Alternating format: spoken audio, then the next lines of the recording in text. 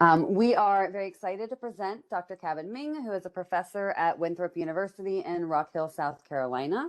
She is currently serving as a department chair in the Department of Curriculum and Pedagogy. She teaches undergraduate literacy methods courses and graduate content area literacy and practicum courses.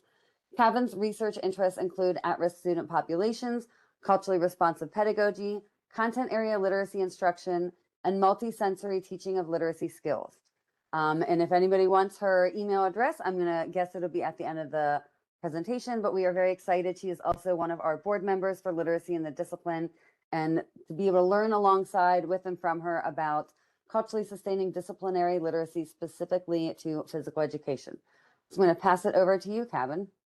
Good afternoon, everyone. It is so good to see you. Thank you for being with us in our session today on culturally sustaining disciplinary literacy in physical education. It has been a journey for me to learn about the intersection of physical education and literacy. I came into it very wide-eyed and very green about how are these two things connected. And so over the years, I have learned about the connections, and I'm excited to share some of that this afternoon with you, and also to add that piece of the culturally sustaining pedagogy in this discipline. So I will go ahead and share my screen. But before I do, remind me please about your different content areas. Donna, remind me about so I know who I'm talking to. I know Elka is reading. Donna, you're what area again? I teach English as a second language and mostly work in ELA and social studies. ELA, social studies, awesome. And Wanda is science? That's correct. So Wanda is science. Awesome. So we have science, we have ELA, we have reading. And Charlene, back in the day when you were doing this full time? Oh, I was doing English, reading, and math for the underprepared college students. Okay. Gotcha. And Rochelle, you dabble in a little of everything? I dabble in a little bit of everything, but was a music teacher turned reading interventionist. Okay, awesome, wonderful. So and I want this to be applicable to your content area. We're talking in the context of physical education, but certainly the strategies can be applied across the content area. So please chime in based on your field. So I will go ahead and share my screen. I won't be able to see you, so please, if you want to interject, ask a question, just stop me because I'll just be going through the slides. I won't be able to see you, so please speak up for sure. Alrighty, I'm going to. Are you able to see that everybody can see the first slide? No. No. All right, let's see. I did do, give me a second.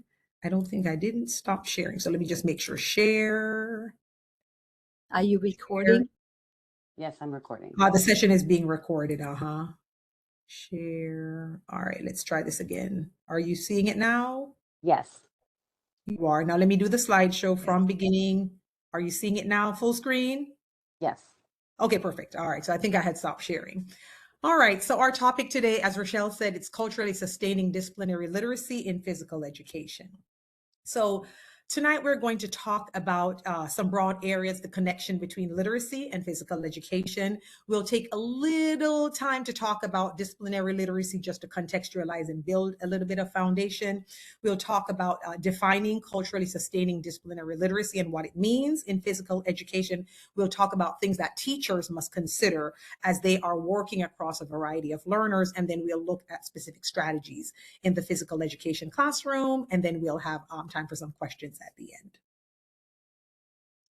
Okay, so the connection between literacy and physical education. So when we think about literacy is in essence, it's a cognitive process. We engage in a variety of activities such as identifying, interpreting, understanding, creating, and communicating in order to either understand text, whether it is printed, whether it is handwritten, whatever the text is, we are making sense of text or we're making meaning around us. So literacy, it's a cognitive process. We engage in a variety of behaviors that help us to understand and interact with our environment, whether we're talking about text or whether we're talking about any other materials, whether we're talking to people, interacting, viewing. So it is a cognitive process. Literacy is a cognitive process. PE, physical education, many times people don't think about PE as a zone for literacy. Quite the opposite. Folks think about literacy, or should say PE, as a literacy-free zone. Kids are expelling their energy, they're having a good time, they're moving, they are just having fun. But what is the connection? So the connection between literacy and physical education is that we want to combine both the cognitive, the mind, the physical, and the affective factors that will help students to become lifelong, confident, and competent individuals who experience health and wholeness. So we want to combine the physical and we want to combine the cognitive, so we can engage students in cognitive behaviors in the physical education classroom while they are moving, in order to help them to be as effective and as wholesome in and outside of the classroom as possible. So there is that connection between both cognitive and physical behaviors that contribute to the whole person. So I want you to take a moment to think about it. What do you think about the gym? Do you think of the gym as a literacy-free zone? Why or why not? Or can you identify moments in a gym where students are interpreting or communicating through movement? So let's look at the first part. Do you consider the gym as a literacy-free zone? Anybody considers the gym to be a literacy-free zone? If yes, why? If no, why not? I feel like it's unfair for me to answer, but I'm going to be the one. I'll go in first. Okay. When I think of literacy, I have to step away from the idea of literacy is just about reading a text, but it's, really that part of learning and engagement. And when I think of literacy in that sense, then literacy is definitely part of what happens in a gym. Okay. Awesome. Yeah. So it's not just about interacting with text. All right. Any other thoughts? Yeah, I totally support that, Rochelle, because we don't just have reading, writing, listening, speaking. We have viewing and representing. And if you view, you have to listen to your coach. You've got to watch. You've got to watch other bodily movements. That's reading in terms of interpreting what I see. The nonverbal messages are. And so we need to get good at that too. Also, maybe not in the gym directly, but physical education teachers also teach nutrition classes and things like that. So there is that connection. It's if it's about healthy living in a healthy way and using movement to stay healthy, then there will be some reading related to that. Awesome. Awesome. Wonderful responses. Thank you. So there are opportunities in the gym, in a health class, at home as you're practicing healthy behaviors, to use and integrate literacy into this process. So absolutely, it is not a literacy-free environment. You're moving, you're exercising, you're doing all these things, but it's within the context, as we said, it is cognitive, you're thinking, you're learning, you're speaking, you're interacting. So definitely there are opportunities to integrate literacy. So a few examples of what it would look like for students to be engaged in literacy. In the gym, students read teammates' movements. Elka just talked about that. You have to be looking, you have to be listening. They're doing cuts and screens and positioning. They have to respond because movement is a language. So you have to be attention. You have to be purposefully paying attention to what your classmates are doing in order to interact with them in an appropriate manner. So absolutely, it's important. They use eye contact, hand gestures, quick changes in speed and direction and signals and switches. Lots of cognitive processes are indeed happening in the gym. They have to interpret if there's music involved, interpreting music, the timing, the emotion, the rhythm, the body movements. So again, lots of opportunities for literacy to be a part of the physical education experience. So the good news, what is the good news? In 2014, the Shape America, the organization over which they pretty much are the ones who provide the standards for physical education, they integrated the language of physical literacy in 2014. And physical literacy, which is the goal of our physical education classrooms, is to develop physically literate individuals who have knowledge, skills, and confidence to enjoy a lifetime of healthful physical activity. And that's what physical education is all about. Yeah, it's playing, but it's getting to a bigger goal of a lifetime of healthful physical activity. It's the wellness of someone. It's the whole person, making sure that individuals are physically whole. And that should be the goal of any physical education teacher, both on the health side of things and the physical education side of things. So disciplinary literacy in physical education is about fostering students' physical literacy. And what do we say physical literacy is? It's helping to develop individuals who have the knowledge and skills to live healthy lives. So the good news is that healthful living benefits all cultures. This is an easy one. I mean, physical education and culturally sustaining practices is easy because all cultures must be and look for healthy practices for a wholesome lifestyle. So it's inclusive in and of itself. The content area is inclusive of all cultures. No matter what your race, your creed, your gender, we are all looking for the ultimate goal of physical health and wellness. So this one is actually easy to integrate into culturally sustaining disciplinary literacy. So we're just going to take one slide. We're going to take a moment to look at one slide for a foundation of disciplinary literacy before we get into the cultural part of things. Disciplinary literacy in physical education. If you look at this list, it just looks like a list. Okay, rubrics, journals, checklists, exit slips. Okay, these are things that we do, but these are actually pertinent to the field of physical education. And this is what makes something disciplinary. Can I use it in authentic ways? In a physical education context, in a physical education classroom, each of these bullets, it represents something that can be meaningfully integrated into the physical education experience. For example, if I am managing my weight, if I am paying attention to how much sodium or how much sugar I am consuming, I can keep a food log.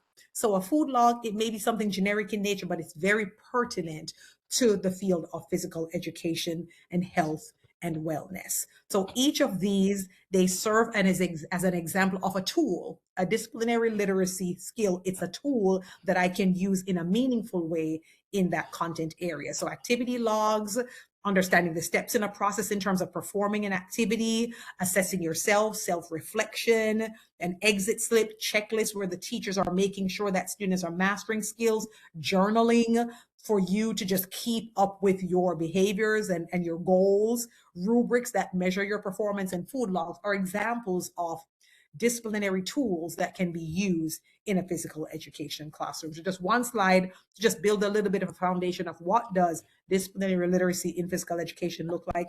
It would be engaging in the use of any of these tools, and I call them tools, in order to sustain the whole person. Any questions or comments at this time? I can't see you, so I'm just going to check in every now and then to make sure everybody is with me. Everybody is still with me?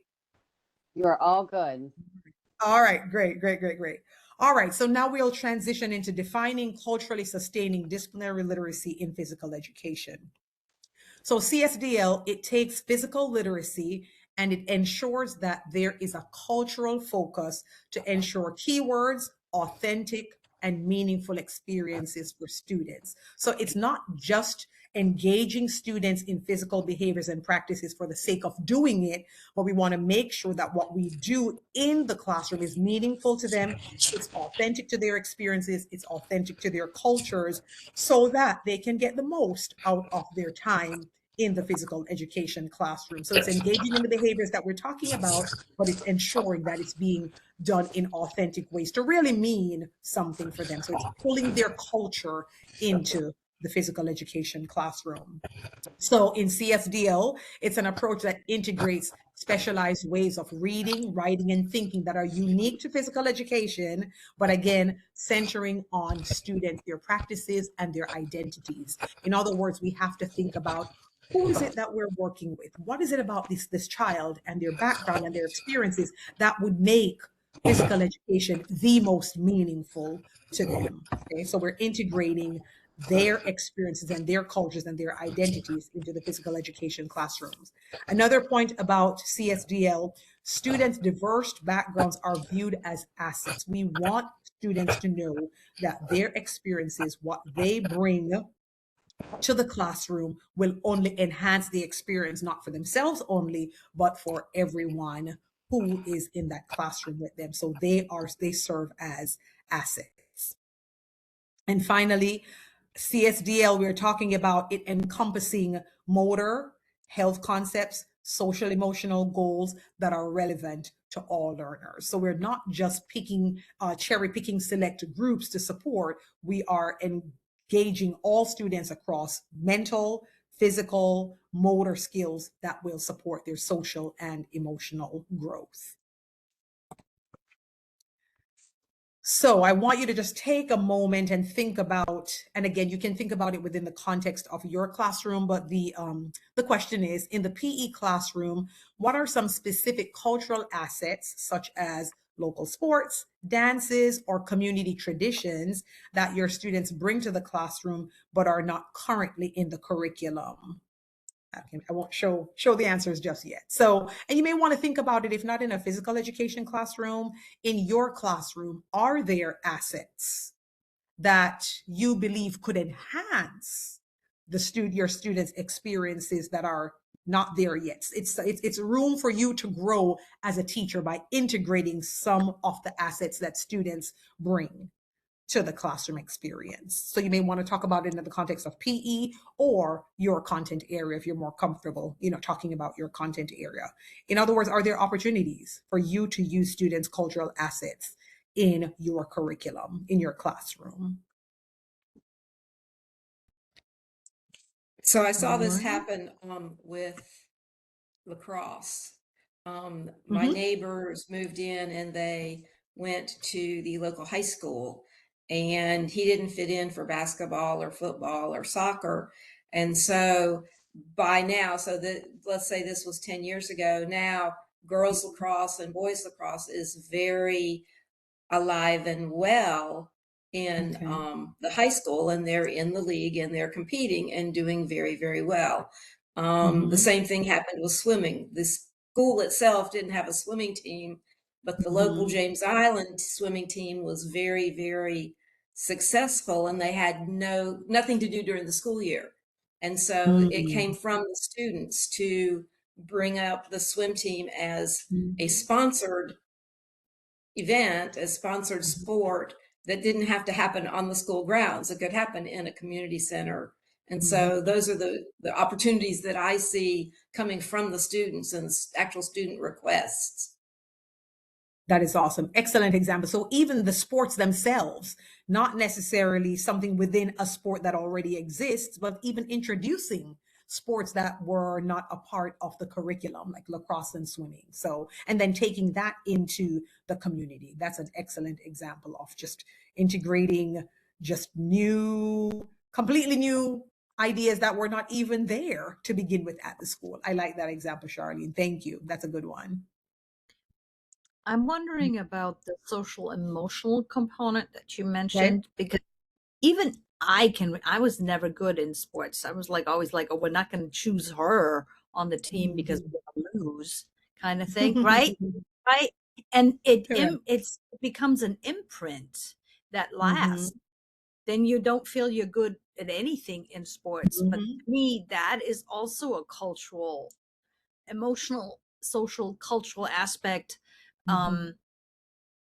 Across cultures, even in the majority culture, if we're thinking minority cultures, how much more is that there? What does a physical education teacher, what strategies can we give them to level this out a little? That it's yeah, I think that, to me, that was a question I was going to ask. And I think that's important for a healthy, culturally sustaining learning community in physical education. Absolutely, Alka, because you look at certain sports, and even within a sport, you don't see certain groups playing certain positions. You know, take football. Football is all the in now with the Super Bowl in a couple of weeks. You look at the groups of individuals, what their races are in certain positions, and it's interesting that it typically falls along those lines where, you know, it's this type of person who plays this type of position. And so we're going to talk about that a little bit from now, where we introduce students to a variety. Teachers can introduce students to a variety of sports to help them to build confidence in doing new sports, or to introduce the class to sports that they would not necessarily know about because of the students who are in the classroom. So opening up, it's not just the standard football and the basketball and the, you know, are there other sports that students can get into that they may not necessarily have known about? And sometimes, you know, it takes a certain build, a certain height, a certain to play certain positions. So I totally get that. But if we open students up to a variety of sports, then it's not just sticking with the 2 or 3 little sports that are the popular sports that you may or may not be good at, but it's opening up opportunities for students to build their confidence in looking at a variety of games and sports that they can participate in. So there are definitely, you know, stereotypes with regard to who does what in certain sports, but opening up the playing field to a variety of other sports can, I would say, help to minimize and mitigate some of those not feeling like you're good enough for certain sports in certain positions. But we'll definitely talk about that as we go along. So thank you for that. We even wonder if a like making the class become aware of this. Some cultures are not so competitive; they're more family group oriented, and then there's other groups that are more competitively focused. If we bring that to the surface and reflect and discuss, then participation may be more likely for a variety of different personalities within a particular. Elsa, I think you peeked at my slides because that's coming up very soon. I think you peeked at my slides. All right. Kavin, so you also, can I add just a quick thing? Yep. Yes, I wanted to make sure that the hand raised person was able to speak. Sorry. Okay, I'm not seeing it. So yeah, just please chime in because I can't see it. So please, yes. So I was like, Elke, when I was like, before I hit puberty, you know, I was like lean green bean, but not real strong. So I was not picked for kickball or any of that. And then when I hit puberty and exploded in all 7 directions, and developed quite young, every game to me was dodgeball because I did not want to participate. I don't know if there are many men in here, but the women will understand this. When I was 12, I was in a 34 double D. Wow. And when I was 14, I was in a double G, and I was not obese. I weighed 150 pounds. Wow. So I'm gonna let y'all just have that little picture in your head. You think I'm gonna run around there and try and catch a ball? You think I'm gonna, no. So for me, it was particularly uncomfortable because I was so aware of that, and it defined me, and it set up a dynamic where I was a human and my body was like this thing I had to drag with me. We were not together. You were not together. And you know, and I've sat on the you know, the shelf of shame because you don't want to be dropped. And so mercifully, my teachers then, you know, like things that people that are not real athletic could do, roller skating, that kind of thing. So at least I had an access point that I could at least participate and not be totally uncomfortable all the time. But one of the things I was thinking when you guys were asking this earlier, and I've suggested it to my disciplinary literacy students, dances, cultural dances that they bring from their culture, and explaining the background to them, and then practicing them and hearing. Like my husband is a Middle Eastern, he's Palestinian, and when I first started watching like other Palestinians dance, I could not see like even what they were moving to, because it's not like we tend to move to the dominant beat. There's like a section. And I'm, what are you even moving to? And then finally I saw it, and then you can't unsee it once you finally see it. But I was thinking about that. And then the line dances, like I know that in Saudi culture, there's the line dances, many of those that are you know, very athletic but could be learned quite easily. But again, I think back to the piece, why is this important? Why are we doing this? Why is this part of our cultural, or the, you know, the Greek dance and the ones that when you go to, Jewish celebrations, what am I thinking? Bar mitzvah and bat mitzvahs, and when they do those dances, and so that everybody knows what they're for and why we have them, and everybody can be part of that community. I know that in the middle school that I taught briefly, there was a dance for students that were from, I think it was Honduras, I think. Right? They came in and taught everyone how to do these certain dances that were very important culturally, and then everybody got to be part of that and understood why. So I think that's a big piece is like the context, and that helps students embrace it and see it as part of this massive, beautiful quilt work that we are as America.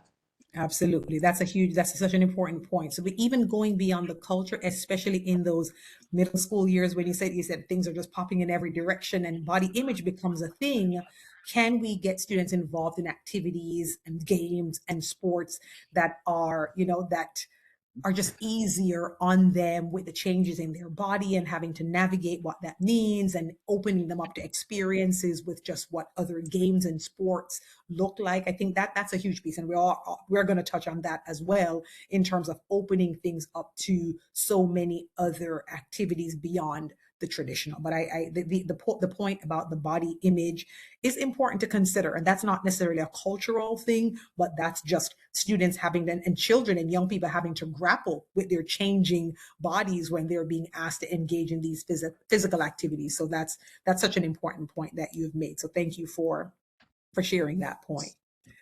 So as we talk about students bringing themselves into the classroom, they have knowledge of traditions and games and community-based dances. We just touched on dances, food traditions when we talk about healthful eating, introducing different cultures to different foods and traditions that will support healthful living. So again, tapping our students and what they bring to the table in physical education is extremely important. And we did touch on this a little bit about your own classroom. So we'll jump into, so if you're not a physical education teacher, we went there.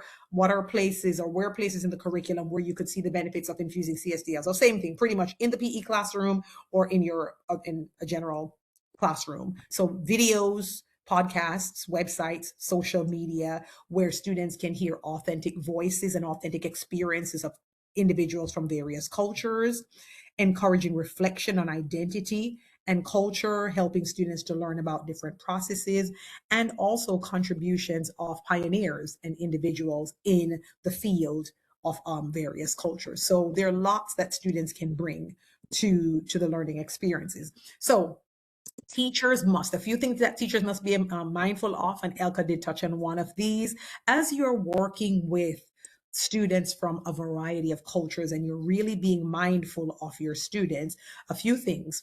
In game selection, as we're thinking about introducing students to games, understanding that students interpret strategies and rules through cultural lenses. So teachers in a physical education setting may encourage students to speak up and jump in, but we have to recognize that some cultures may interpret it as interruption or being disrespectful. So again, this is where teachers have to be culturally responsive. You have to do some homework to understand who are these students and what are their cultures and what are the do's and the don'ts, so that you are navigating while you're opening them up to a world of variety in sports and games. You're still being mindful of what works for them and what doesn't work for them in their culture. So teachers must be culturally responsive by doing their homework ahead of time.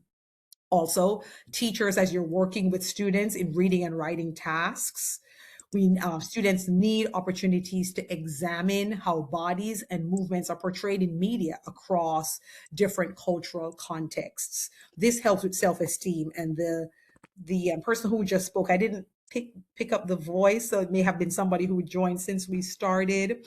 But it enables students to recognize, are there stereotypes? Is my culture being stereotypes? Are other groups being stereotypes? Are there unrealistic standards? Are there narratives that could affect self-esteem? So as students are going through their growth process, we want to make sure that the texts and the media and all the things that we expose them to, it's not perpetuating stereotypes or pushing unrealistic standards on students, because that can diminish their self-esteem. As was just mentioned, body image is a big thing in the end of elementary through beginning of high school years. And so we don't want to put added pressure on students by, pushing stereotypes and unrealistic standards. So a couple other things that teachers must be mindful of. And here's the point that Elka made. Understanding that cultures have different norms around competition, collaboration, physical expression. So some cultures, it's about community, doing together. Some, it's more competitive. Again, being a culturally responsive teacher and knowing students who are in front of you so that you are reaching them where they are, you're making them comfortable based on the norms in their culture. And it's not to say that if they are collaborative in nature that they can never compete, but it's just being mindful of how the students respond and being mindful of how much you put on them to collaborate if they're more competitive, or to be competitive, or if they're more collaborative in nature. So it's just being mindful of how to navigate that fine line depending on their culture. So just cultural awareness is very important. So students from some cultures, it may be all about individual achievement versus collective success, which is what we've been talking about. And in assessing students, we want to ensure that we are going beyond just a standardized fitness test that work for everybody. We have to look at, somebody mentioned body types. We want to make sure that the body types of our students are not a focal point for them not being successful. So there should be multiple ways, as we talked about the dances and the different ways of expression, multiple ways of demonstrating competence to honor their movement, to honor their body types. So we just have to look at how are we asking our students to demonstrate mastery in the physical education classroom. Everybody may not have the stick figure that was mentioned, the athletic body, but can they still be a part of the group? They should be a part of the group, even with different physical attributes and capabilities. So just a few things that teachers must be mindful of. So as we talk about collaboration versus competition, and I know that this is something, no matter what your content area is, you can identify with. Have you ever had challenges in classrooms between students who prefer individual achievement and those who favor collaborative engagements? So you may have that tug of war in your classroom, those who want to do it themselves, those who want to do it in a group. How have you navigated challenges where you have this variety of preferences or cultural behaviors and expectations in your classroom? It doesn't have to be in the physical education classroom, but just in general. How have you navigated challenges with regard to collaboration versus doing it individually? Has anybody ever had issues with having to navigate those who want to do it by themselves versus those who want to do it together? Definitely. Mm-hmm. All right, tell me about it. Now, how have you navigated it? Over time, first I thought, oh, they'd be all happy working in groups. And then, oh no. So then I give options now. So I say these assignments can be done in groups. And there could be benefits doing it in groups. But if you don't want to do it, then you have to take full responsibility for doing every part on your own. And I also started using color coding in group responses, because if I didn't, I couldn't see who contributed what. And then people said, hey, I did the whole thing, and we all get the same points. And so now every person contributes, but in a color, so I can see how what's the quality from each person. And then I do grade in different ways. So somebody in a group can get the full points, whereas another person who doesn't go enough in depth will not. Very interesting. Okay, so you give choice in your classroom. Some assignments, they're collaborative. You can choose to do it by yourself. You can do it in a group. Some things are just independent. Some things, there's a combination of independent versus, doing it together. Okay, so you give group. And I like the idea of color coding. I've never thought about that before. I myself I do have that in my undergraduate content area course. I do have them work together, and they fuss about it, but I make them do it because it's important for them to learn about working in groups, working as a team. They're going to be working with colleagues. And sometimes, depending on the nature of the group, I may have to combine a biology major and a physical education major. And I say, think about it. How can you create a unit where these two subject areas intersect? And again, there's always the, well, I did most of it and this person didn't do anything. And I have them do a self-evaluation of each person in the group. But I like the idea of color coding the document itself to really see who does what. So I may have to steal that idea about the color coding. I like that. I like that. Anybody else? All right. Well, thank you for sharing. Awesome. So on the court, the game of basketball. So I want you to just try something to help with the idea of going from individual to collective. Typically, you know, students do by themselves, they do it alone, they want to get the praise for it. Is there a way to think about shifting from an individual achievement to a collective, culturally sustaining objective in the game of basketball? So how could we shift? You know, basketball, I made the point. I am the one who caused the team to get 88 points because I scored 48 of the points. Is there a way to shift as a teacher the focus from it being, oh, look at me, I got so many points and I was the one who caused the team to win, to a more collaborative experience in basketball? Could a teacher adapt basketball to make it go from individual to collaborative? I think the news reporters or sports reporters do a very good job of sharing the gratitude by counting assists or rebounds, or, you know, the statistics that they collect aren't just about the points and the scores. And I think that's a good model that we can show the students of how it's not the go-to person to get it in the net.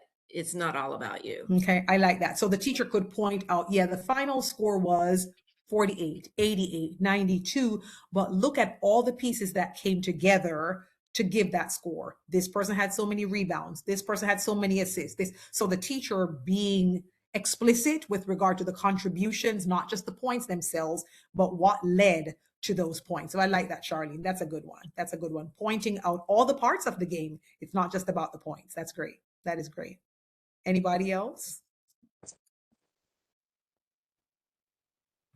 All right. So just a quick example, the teacher could, you know, if kids are playing like a 3-on-3 basketball, for example, everybody, in order for it to count, everybody has to score. If we're talking about the points themselves, everybody would have to score at least one possession for it to count as a point. So if I don't score, then the team hasn't scored. And again, this is just helping to build that, you know, everybody contributed points if we're talking about the points in basketball. So just helping kids to move away from it's about me, look at what I did, I was the one that caused the team to win, to help them to think more in a community-based way. So everybody's 3-on-3, everybody has to score a point in order for the team to get, or that side of the team to get a point. So I like Charlene's idea, pointing out what are all the pieces that helped for us to get this final score, or everybody has to do it. If it's not everybody, it's nobody. So it's very important to do that. Yeah. So let's talk now. Yes. I was just say, I just think that would be really helpful for people like me who are, you know, participation averse. If someone if I have to make a basket in order for all the other people to get a point, then they're going to work to help me develop my skills to get a basket, because they've got skin in the game now. It's about being successful. So they're going to be more likely to say, okay, come over here, stand here. Let me show you one more time, because everybody's got skin in the game, because if I don't do it, we're not doing it. So they're not going to be so quick to you know, I was one that would run away, but I mean, for those other ones, you know, that do want to participate, they just don't have a skill level. That's going to encourage everyone sharing their expertise with the player that's got fewer skills or less confidence. So then, you know, they're going to look for opportunities to support them versus opportunities to take the ball and be a lone dog. Love it. That is so good. I like the participation averse. I'm going to have to use that. I'm going to have to steal that language. I like that. Yeah. Somebody is saying something. The other thing is, what if you gain points. Like you really, if the physical education teacher says, before someone can go and try to get that ball through the basket or in the basket, you have to have at least 3 interactions with others, like to learn to integrate others to that, from one side to the other, to deter someone else, so that then the ball can go in. So like to emphasize the other techniques prior to scoring. I like that. Yeah. All excellent. That's a very good idea. Love that. Love those ideas. Thank you. Thank you so much for sharing. All right. So specifically, let's look at some strategies for the physical education classroom. The first point is all about language. We want to make sure that no matter what the students' cultures are, no matter what sports they are involved in their culture, they understand foundational language. Every subject area has a language. So no matter what no matter what your sport is, the word balance is a part of many, many, many sports. It may not be every single game, every single sport, but the word balance, that is a discipline specific word for physical education. So helping students to apply what does the word balance, which is a disciplinary literacy word in physical education, what does it mean in my language? So it's helping students to develop the language of the discipline across the various sports and across the various games and across the various activities that they're going to do. So making use of things like word walls, a question of the day, talking to each other, mini talks, building that background knowledge so that students have core fundamental discipline specific words that are across every single game, sport, or culture. So building foundational discipline specific language. So language, we talked about literacy, it's a cognitive process, and language is a huge part of this cognitive experience. And so students must understand basic or core language of the discipline. The second one is allowing students to pretty much explain skills or safety cues in home languages and helping them to co-construct shared PE terminology. And we're talking about translanguaging. Can students use what they know, their language, to interpret what the teacher is asking them to do, what the teacher is explaining? And I would say the answer is yes. We want students to be able to navigate what they are learning within their own language. That's how we're going to know that they really, really get it for sure. So allowing the trans languages is so very important. So question for you: how might allowing students to use their home language during strategy talks improve their safety and skill execution in the gym or in the classroom? So translanguaging. What are your thoughts about letting students use their languages as they are navigating the gym or the classroom? Will it benefit them to use their language?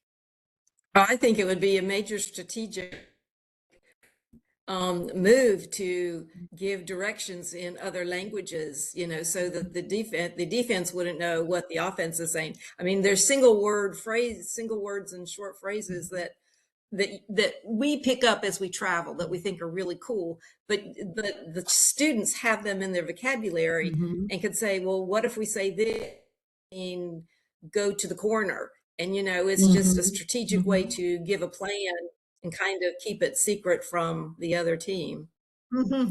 So that's strategy in terms of just not letting the other team know. Okay, so that's taking it another step, Charlene. It's advantageous if I know, and it makes the other team want to learn the language. The other team's got to learn the language to figure it out.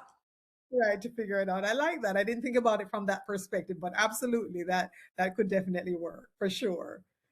Other thoughts about allowing students to use their languages during strategy talks, during strategy instruction, as they are explaining what they need to do to be engaged in this sport or this activity? Benefits, thoughts about whether it's a good thing for them to use their language? I would always say yes, because your first language is part of your identity. And when you can make sense. And that's Jim Cummins from decades ago.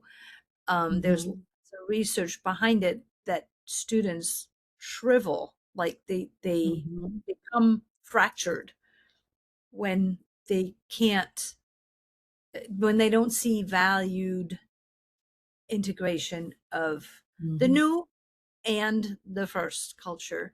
So it's very important. If you don't speak the language that the students are using and there's more than one student, then cross your fingers.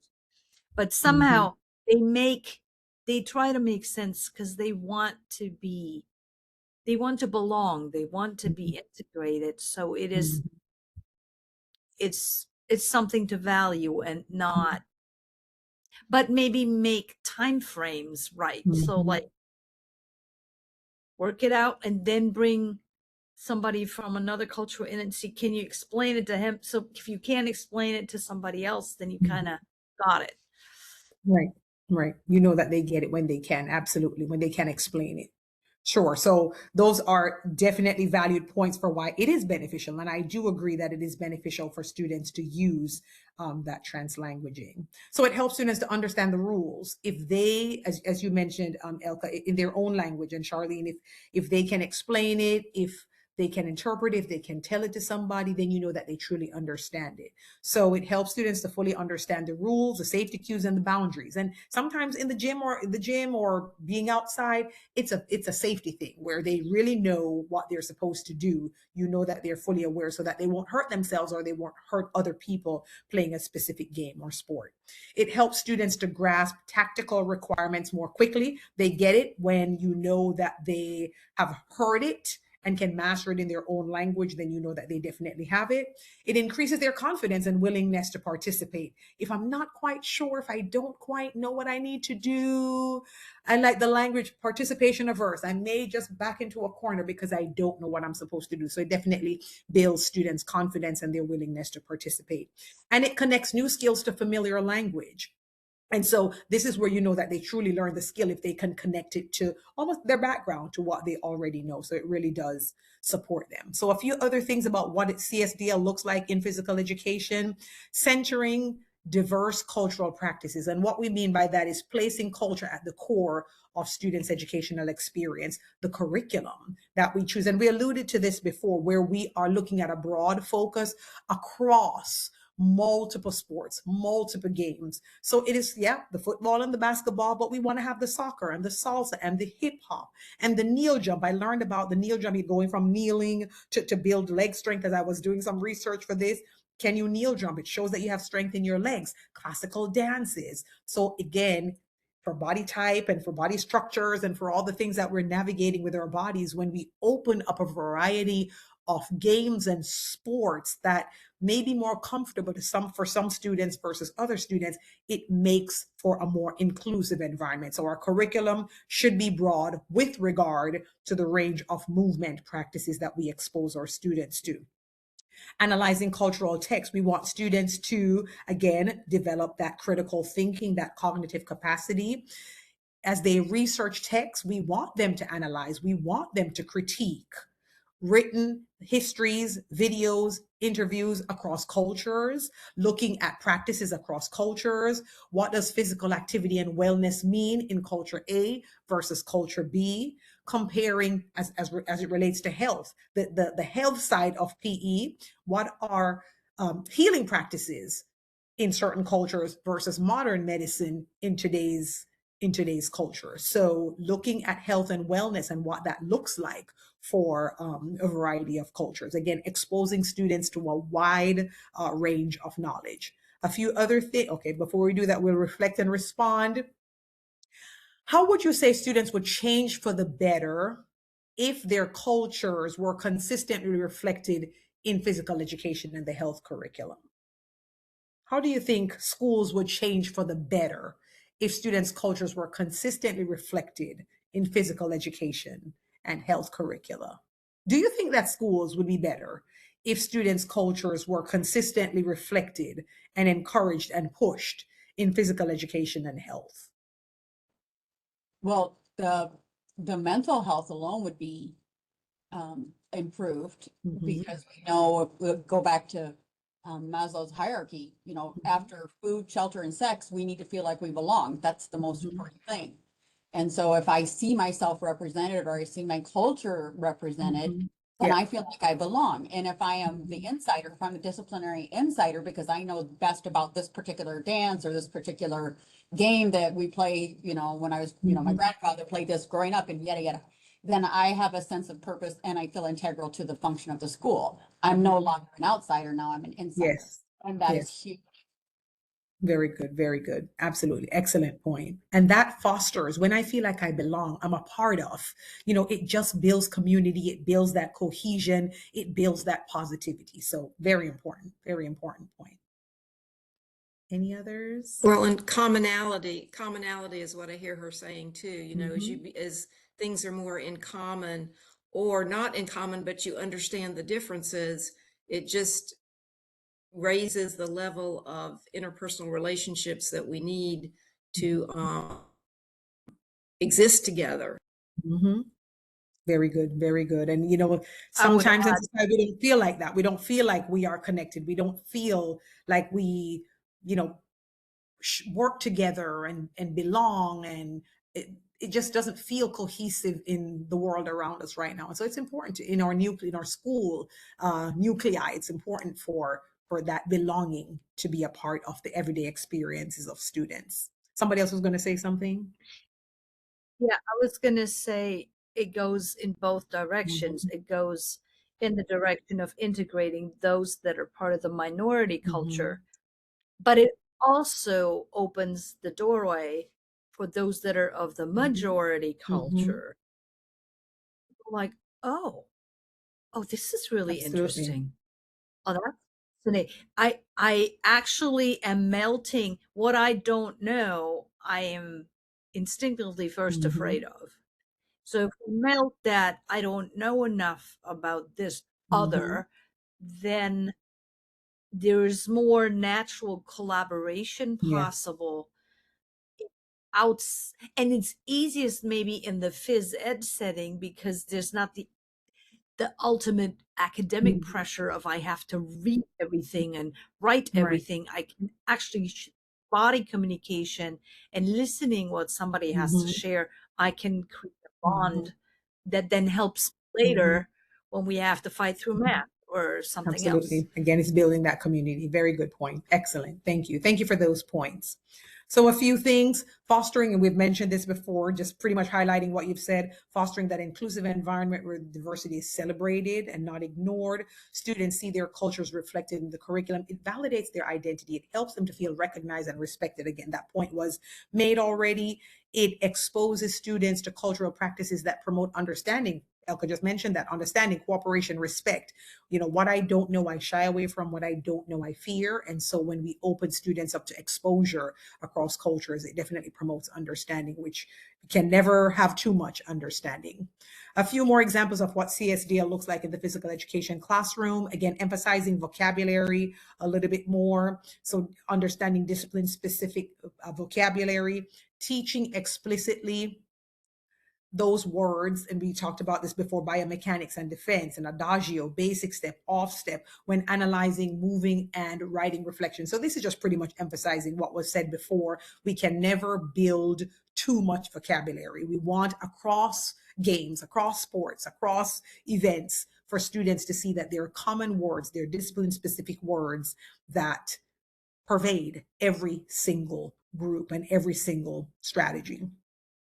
Okay, analyzing game strategy. We want students to think, read the game, really understand what you're doing. It's not just playing the game. I'm doing this, but why are you doing it? How does it work? So it's deep understanding of a game by reading the game, understanding the game. And I always joke with football. I watch football, but I can't read football. It's like I know something's happening, but there's not a deep understanding of American football, at least in my mind. So I could see if someone were to teach me the game, reading the game, learning about what's happening, what these moves mean, you know, what are these processes that they're doing to help me fully understand. I watch it and I shout when there's a touchdown, but really doesn't mean anything to me. Very surface level. So we want students to go beyond the surface level to a deep understanding. And this is where that cognitive process that we talked about earlier comes into play, really understanding what's happening.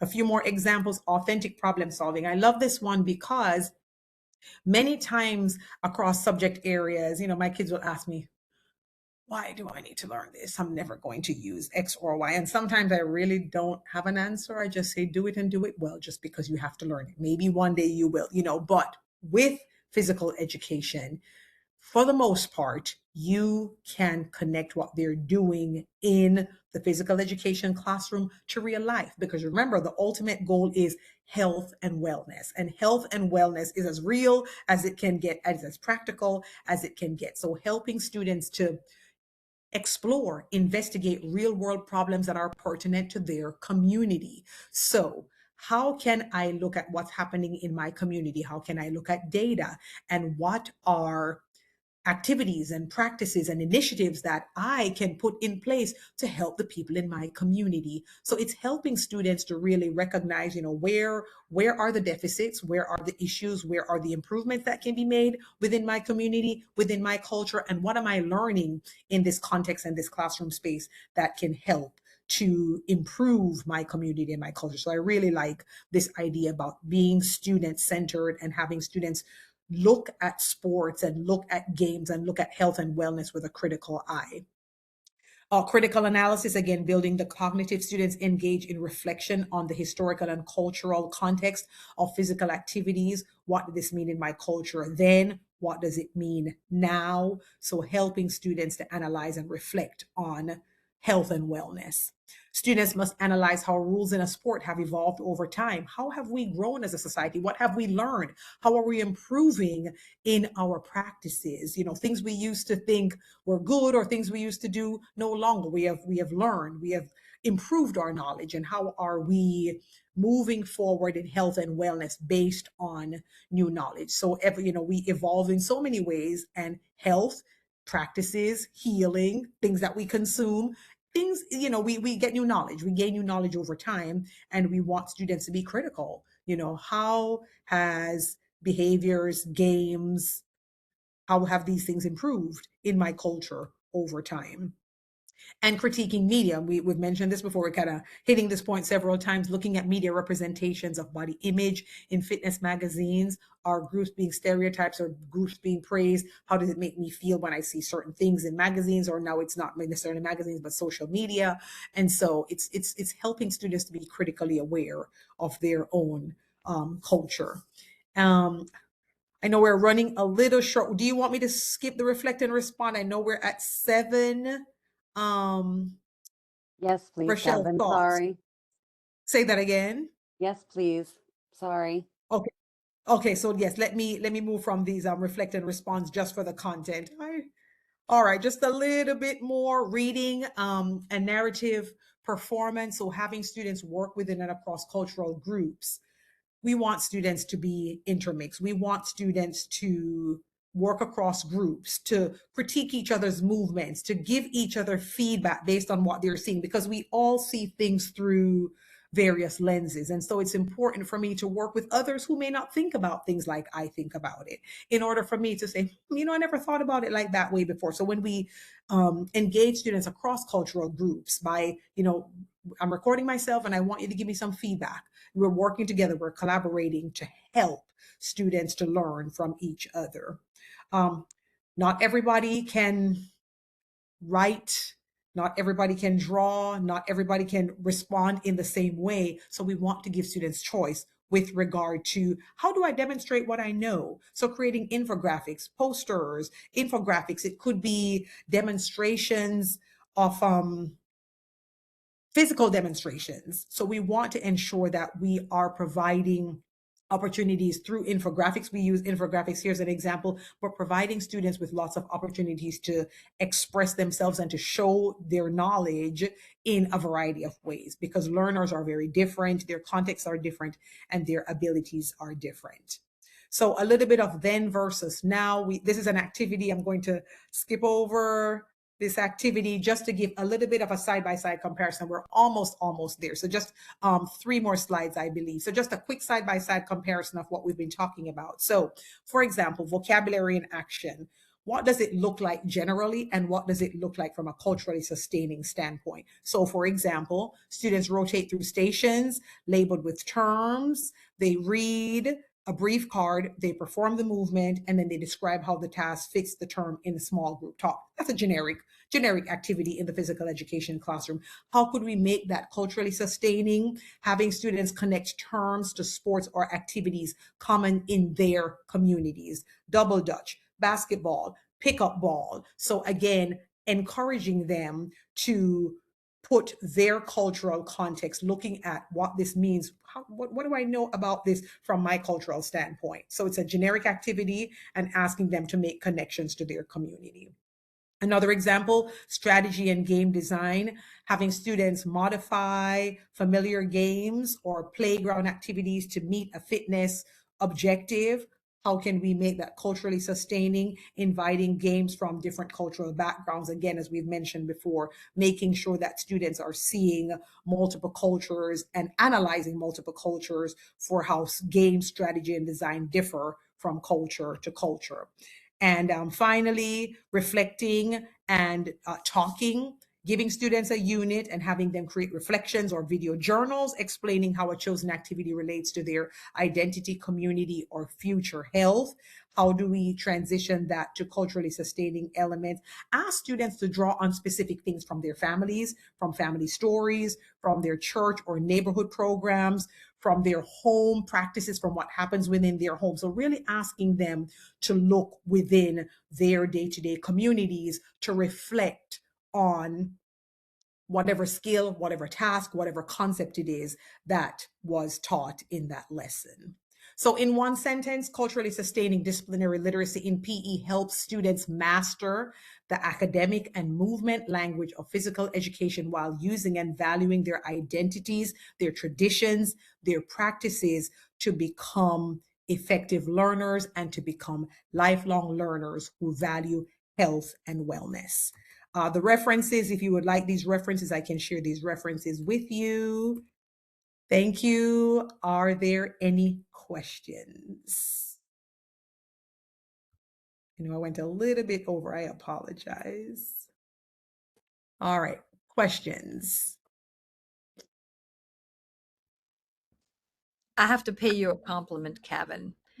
You dove into this. We've had conversations about the multiple disciplines in content area literacy classes at the college level, and you dove into it and you embraced it, and this was very insightful. Thank you. Awesome. Thank you. I love it because my students, especially my PE students, they come to the class and they're like, what do you have to tell me? It's every semester, right? Like, what do you have to tell me? And at the end, they're always like, I see the connections. I see where, I can get students to think and to talk and to engage as they are engaging in physical activity. And so definitely has been a passion of mine to try to make those connections. So thank you, Elka. Thank you. And I think it keeps our teaching fresh. If we are drawing on our students to engage in the learning, we continue to create. Absolutely. We don't just pull out last year's lesson plans and do the same thing over and over again. Right. Absolutely. We have to, because it can become easy, right, Charlene, to just kind of rinse and repeat. Oh, right. Right. How do we keep things fresh? So awesome. Any questions about anything that I shared? Kavin, you did an amazing job. So thank you so much. Thank you. I'm sorry I had to rush through the last few slides. I apologize about that. It was great. I enjoyed it was one of the greatest, conversation on PE and